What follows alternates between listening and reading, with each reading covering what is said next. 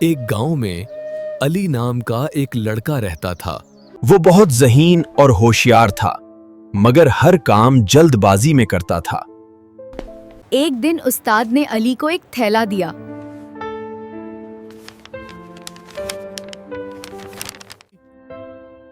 اس تھیلے میں انڈے ہیں، آہستہ چلنا۔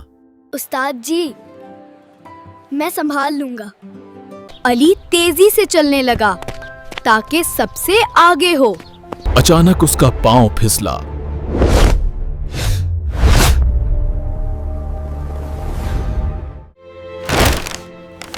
تھیلا زمین پر گرا اور سارے انڈے ٹوٹ گئے۔ بہت شرمندہ اور اداس ہو گیا۔ بیٹا،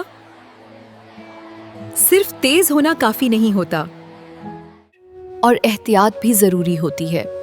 اس کے بعد وہ ہر کام سوچ سمجھ کر کرنے لگا اور وہ ہر کام بہتر طریقے سے کرنے لگا۔